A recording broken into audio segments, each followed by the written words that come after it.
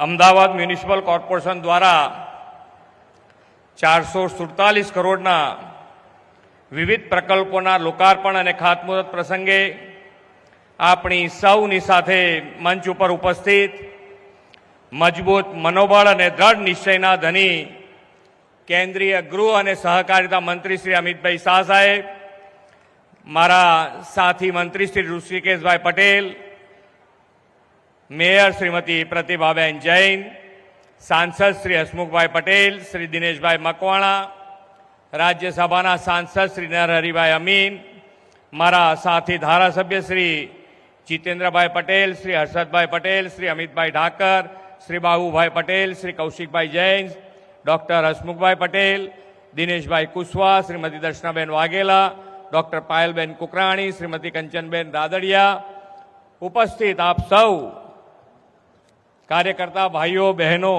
Press મીડિયાના મિત્રો, સૌને મારા નમસ્કાર. વિશ્વ નેતા અને યશસ્વી વડાપ્રધાન શ્રી નરેન્દ્રભાઈ મોદી અને કર્મઠ અને જુજારુ ગૃહમંત્રી અને દેશના પ્રથમ સહકારિતા મંત્રી શ્રી અમિતભાઈ શાહની જોડી સુરાજ્ય ગુડ ગવર્નન્સની પ્રેરક છે. આ સુરાજ્યને પરિણામે દેશની જનતાએ સતત ત્રીજી વાર વડાપ્રધાનશ્રીને સુશાસનનું દાયિત્વ સોંપ્યું છે. સુરાજ્યની નીતિ રીતિને ધરાતલ ઉપર સાકાર કરતો આજનો આ અવસર છે. આજે આદરણીય શ્રી અમિતભાઈ શાહ સાહેબ ગાંધીનગર લોકસભા મત વિસ્તારના નાગરિકોને આરોગ્ય, શિક્ષણ તથા જન સુવિધાના વિવિધ પ્રકલ્પોના ₹447 કરોડથી વધુની ભેટ આપવા આપણી વચ્ચે પધાર્યા છે. આજથી આદ્ય શક્તિ આરાધના પર્વ નવરાત્રિનો પ્રારંભ થઈ રહ્યો છે. નવરાત્રિમાં ગરબાની જ્યોતિની જેમ આજે આપણને વિકાસની જ્યોતિથી ઝળહળતો થવાનો અવસર આદરણીય અમિતભાઈએ આપણને આપ્યો છે. અમદાવાદના શહેરીજનોની સુખાકારી વધે તે માટે ઓક્સિજન પાર્ક, અદ્યતન સુવિધાવાળા સ્પોર્ટ્સ કોમ્પ્લેક્સ, લાઇબ્રેરી અને સ્માર્ટ સ્કૂલોની સમયાંતરે ભેટ તેમણે આપણને આપી છે. આદરણીય અમિતભાઈ શાહ સાહેબે નાગરિકોને સુદૃઢ આરોગ્ય સુવિધાઓ મળી રહે તે પણ સુનિશ્ચિત કર્યું છે. આવાસ, આરોગ્ય, આહાર અને આર્થિક આધારના અનેક કામો તેમણે આપણને આપ્યા છે. આદરણીય શ્રી નરેન્દ્રભાઈ જ્યારથી દેશનું સેવા દાયિત્વ સંભાળ્યું છે ત્યારથી દેશમાં ઇઝ ઓફ લિવિંગનો લોકોને અનુભવ થઈ રહ્યો છે. શહેરોમાં ભવિષ્યમાં ઊભી થનારી જરૂરિયાતોને ધ્યાને રાખીને વિકાસ કાર્યોનું આયોજન કર્યું છે. માત્ર બજેટમાં વિકાસના કામોની જાહેરાત નહીં, પરંતુ લોકોનું જીવન ધોરણ ઊંચું આવે તે માટેનો આદરણીય નરેન્દ્રભાઈનો હર હંમેશ પ્રયાસ રહ્યો છે. નગર એટલે નળ, ગટર અને રસ્તાની વ્યાખ્યાથી બહાર આવીને બાગ બગીચા, સ્પોર્ટ્સ કોમ્પ્લેક્સ, લાઇબ્રેરી, સીસીટીવી યુક્ત કમાન્ડ કંટ્રોલ સેન્ટર, ઓનલાઈન સરકારી સુવિધાઓ સુધીના સ્માર્ટ સિટીઝ બનાવ્યા છે. થોડા દિવસો અગાઉ આદરણીય વડાપ્રધાન શ્રી અમદાવાદના નગરજનોને મેટ્રો રેલ ફેઝ 2ની ભેટ આપી છે અને આજે આદરણીય અમિતભાઈ શાહ સાહેબ દ્વારા એક સાથે અનેક વિકાસ કામોની ભેટ આપણને મળી રહી છે.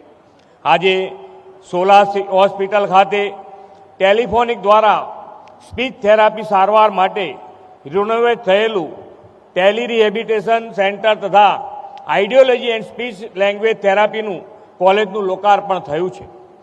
અમદાવાદથી દૂર રાજ્યના અનેક અન્ય વિસ્તારોમાં રહેતા બોલવા સાંભળવામાં તકલીફવાળા લોકો અને ખાસ કરીને નાના બાળકો કે જેમનું કોક્લિયર ઇમ્પ્લાન્ટ ઓપરેશન થયું છે તેમને સ્પીચ થેરાપી માટે આ ટેલિરિહેબિલિટેશન સેન્ટર આશીર્વાદરૂપ બનશે.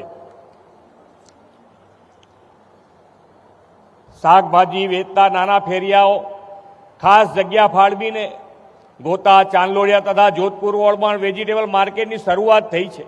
આવા નાના ફેરિયાઓને આત્મનિર્ભરતાનો માર્ગ મળ્યો છે. શહેરીજનોને હરવા ફરવાના પિકનિક સ્પોટ મળે તે માટે શહેરોમાં તળાવોના વિકાસ પર ભાર મૂકવામાં આવ્યો છે. આજે ₹4.71 કરોડ ખર્ચે વિકાસ થયેલો 16 તળાવની ભેટ મળી રહી છે. ગરીબ મધ્યમ વર્ગના બાળકો માટે સ્માર્ટ સ્કૂલ, આંગણવાડી અને વાચનાલયનું નિર્માણ કરવામાં આવ્યું છે. તેના લોકાર્પણ શ્રી અમિતભાઈએ શક્તિના ભક્તિના પર્વમાં જ્ઞાન શક્તિની મહત્વનો આજે ઉજાગર કરી છે. આજના વિકાસના કામોના લોકાર્પણ તેમજ ખાતમુહૂર્ત સ્માર્ટ મેગા સિટી અમદાવાદને વધુ સુવિધાજનક અને જનપ્રિય બનાવશે, લિવેબલ એન્ડ લવેબલ બનાવશે. આદરણીય વડાપ્રધાન શ્રી નરેન્દ્રભાઈ મોદીએ 2047માં આઝાદીના 100 વર્ષ ઉજવીએ ત્યાં સુધીના સમયને દેશનો અમૃતકાળ ગણાવ્યો છે. અમૃતકાળ દેશના વિકાસ માટેનો કર્તવ્યકાળ છે. આ કર્તવ્યકાળમાં આપણે વિકસિત ભારત 2047 માટે વિકસિત ગુજરાતનું નિર્માણ કરવું છે. આજે અમદાવાદને મળેલા વિકાસ કામો તે દિશામાં આગવું કદમ છે. આ વિકાસ કામોની ભેટ આપવા માટે આપણા સૌના લાડીલા સાંસદ અને કેન્દ્રીય ગૃહ સહકારિતા મંત્રી આદરણીય અમિતભાઈ શાહનો પુનઃ આભાર માનીને વિરમું છું. ભારત માતા કી જય. વંદે માતરમ. જય જય ગરવી ગુજરાત.